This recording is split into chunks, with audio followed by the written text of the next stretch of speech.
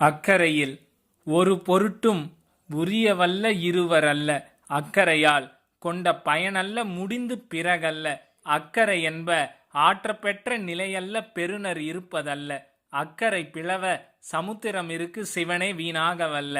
அக்கறை அக்கறைப்படுறது ஒருபோதும் ஒரு பொருட்டும் அது உரியவர் அக்கறைக்கு இவர் தான் உரியவர் அப்படின்னு இருவருக்கிடையில் பரிமாறிக்கொள்வது அல்ல.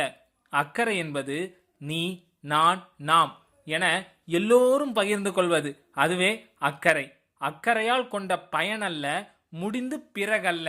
அக்கறை நான் அக்கறை இப்போ கொள்றேன், அதுல நான் கொள்றதுக்கு ஒரு பயன் இருக்கு, பயன் இருக்குன்னு கொண்டா அது அக்கறை இல்லை.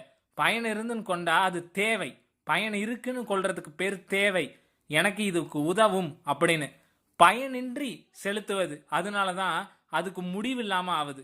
பயனின்றி செலுத்தி பகிர்ந்து கொள்வதால் அக்கறை கொண்ட பயனல்ல. அக்கறை கொள்வதற்கு பயனல்ல, முடிந்து விடுவதற்கு. முடிந்து போவாது, முடிந்து பிறகல்ல. அதனால் இதுவரை அக்கறை, இதன் பிறகு இது அப்படின்னு எதையுமே சூட்ட முடியாது.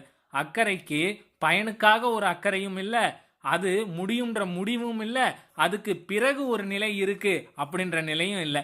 பயனல்ல முடிந்து பிறகல்ல. அக்கறை என்ப ஆற்றப்பெற்ற நிலை அல்ல, பெருநர் இருப்பதல்ல.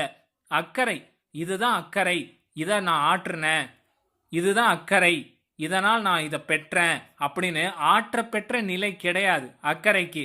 ஏன்னா பெருநர் இருப்பதல்ல.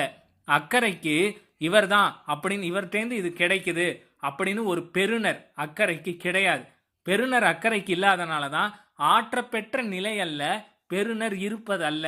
அக்கறை பிளவ சமுத்திரம் இருக்கு சிவனே வீணாகவல்ல. அக்கறை பிளவ அக்கறை உடைப்படுமா? இவ்வளோ உயர்ந்த இடத்தில் இருக்கும் அக்கறை உடைப்படுமானா?